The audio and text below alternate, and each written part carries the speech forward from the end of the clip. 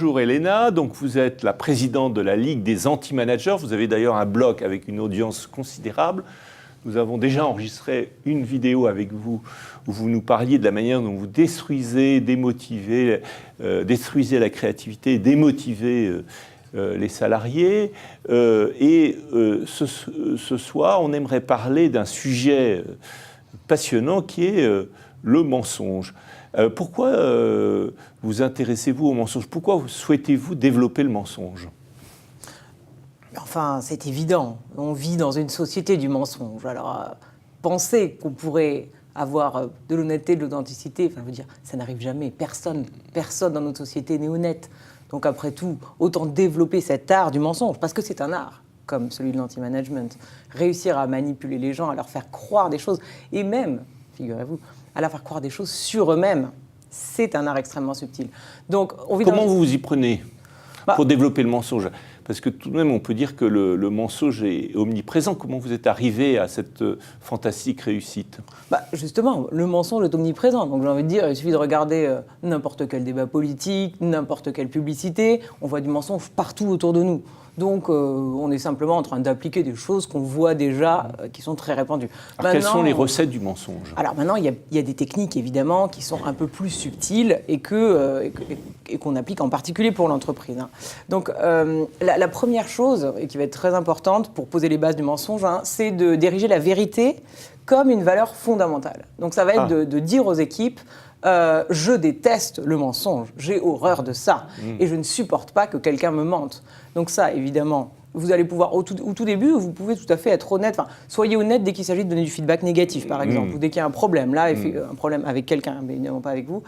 Là, vous pouvez être complètement honnête. Et ensuite, ça va être évidemment, du coup, de justifier cette honnêteté obligatoire par un besoin de absolument tout savoir sur tout.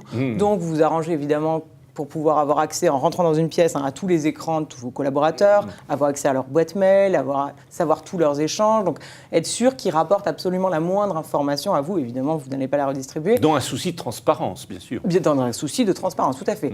Et évidemment, se montrer impitoyable le jour où quelqu'un a transigé la sacro-sainte vérité. Donc là, ça va vraiment être... D'ailleurs, c'est quelque chose que vous pourrez utiliser régulièrement quand il s'agira de mettre quelqu'un à la porte. Donc le côté, voilà, pour moi, la vérité était tellement importante, tu as menti, tu ne peux pas rester dans l'équipe. Voilà. Ça marche très très bien comme base déjà pour permettre un terreau favorable au mensonge, en fait. Et alors ensuite, quelle est la deuxième étape? Alors ensuite, on va dire, avant d'arriver vraiment dans le mensonge, on va commencer par l'hypocrisie. Alors l'hypocrisie, ça marche très bien, parce qu'évidemment, il faut quand même la remplir, votre équipe, au départ, avant de la détruire. Donc au départ, ça va être effectivement tout en séduction, en flatterie. Alors c'est extraordinaire comme l'ego des gens, enfin, les gens sont narcissiques, et donc on arrive à leur faire croire n'importe quoi sur eux. On leur dit un compliment et ils le prennent comme si ça pouvait être vrai. Donc c'est fabuleux. Ça marche très bien évidemment avec les clients, les fournisseurs, etc. Dès que vous avez quelque chose à négocier, il faut jouer au départ complètement sur cette hypocrisie. Et puis quand l'équipe ensuite commencera à se plaindre, de la même manière, à donner l'impression qu'on les écoute pour mieux les assassiner par derrière. Et enfin, ce sera très utile cette hypocrisie quand il s'agira de se retrouver devant les prud'hommes pour s'opposer en victime de sa propre douceur et de sa gentillesse. D'accord. Alors donc l'hypocrisie, deuxième grande étape dans le développement du mensonge. Et quelle est la troisième grande marche vers cet absolu mensonge? Alors on va graduellement, aller vers ce qu'on appelle la mauvaise foi. Donc on n'est pas encore complètement dans le mensonge pur. Donc l'idée, c'est évidemment, vous, en tant qu'anti-manager, vous n'avez aucune faiblesse et vous ne pouvez pas faire des erreurs. Donc, s'il y a un problème, c'est forcément quelqu'un d'autre dans votre équipe qui a tort. Ça va être vraiment important de toujours réussir à persuader les autres que c'est eux qui sont en faute. Donc, il va falloir être capable de nier avoir fait ou dit quelque chose.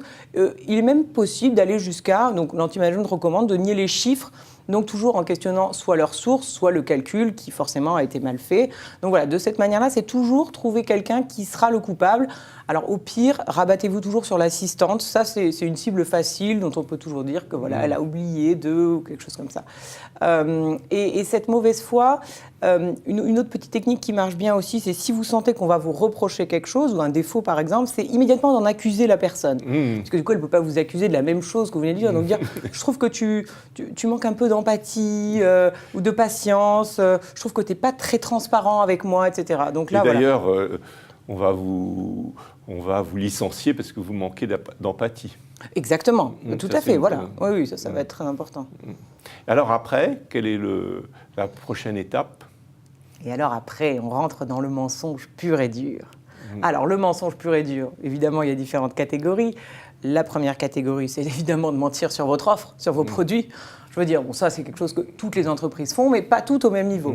Alors, il y a un excellent anti-manager chez Volkswagen, parce qu'ils ont quand même réussi, en plus de mentir, évidemment, sur la qualité de leurs produits, à créer un système de détection pour pouvoir mentir au moment des tests, pour vérifier qu'il n'y avait pas eu de mensonge à la base. Donc ça, c'est quand même, voilà, là, on est dans du grand anti-management, on est fiers de cette réussite.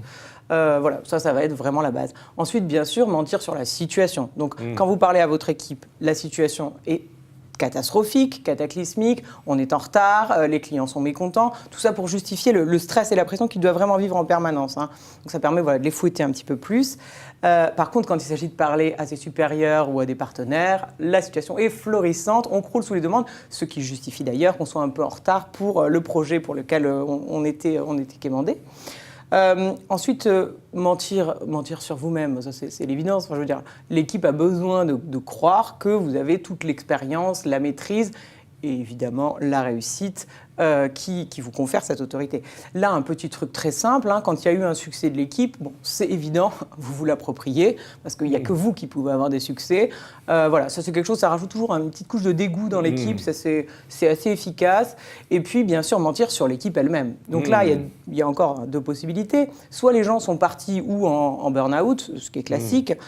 Du coup, propager des rumeurs pour justifier le fait qu'ils soient partis, donc évidemment pour leur incompétence, mais ça peut être aussi des petits problèmes psychologiques, des problèmes avec leur famille, etc. Évidemment, tout ce qui peut être une cause totalement extérieure à l'anti-management. C'est forcément lié à eux-mêmes, le fait qu'ils soient aussi mal.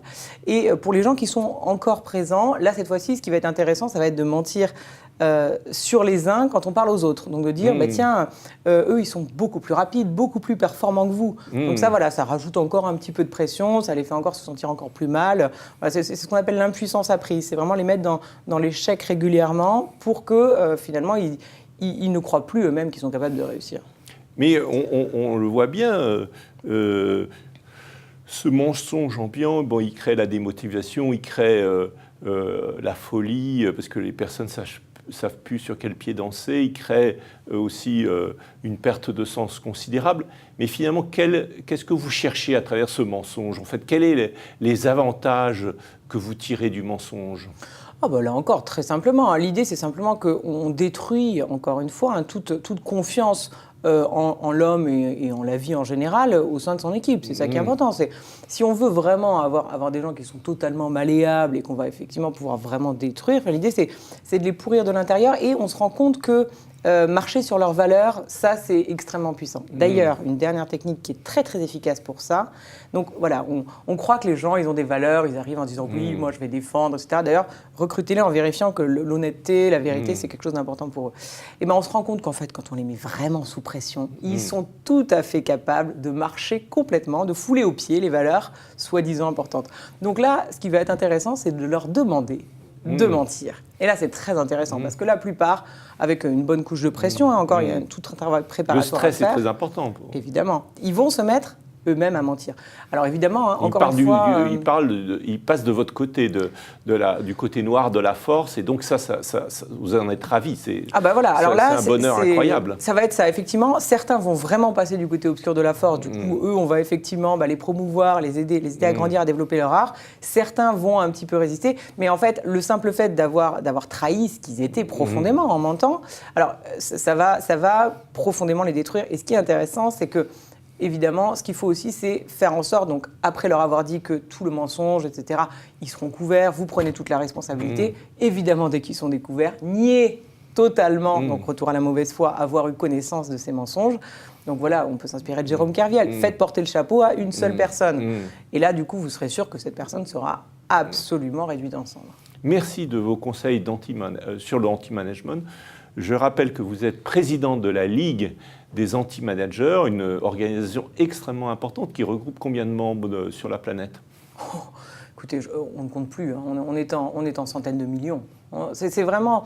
Alors, centaines de millions de membres potentiels, parce que pour le mensonge, pour qu'il y ait du mensonge, malheureusement, les anti-managers eux-mêmes sont une espèce qui souvent est obligée de vivre dans le mensonge, avec cette sorte de bien-pensance qu'on oblige à avoir dans les entreprises. Souvent, on est obligé de camoufler un peu, d'où ce que je vous avais dit par rapport à l'hypocrisie. Donc, c'est un peu difficile parfois. Certains anti-managers n'osent pas faire leur coming out, et c'est pour ça que voilà, mon rôle, c'est vraiment de les encourager à n'ayez pas peur, assumez votre art, vous avez du talent, continuez à le développer, soyez-en fiers, rejoignez-nous et contribuez à faire rayonner finalement cet art extraordinaire de la destruction des équipes.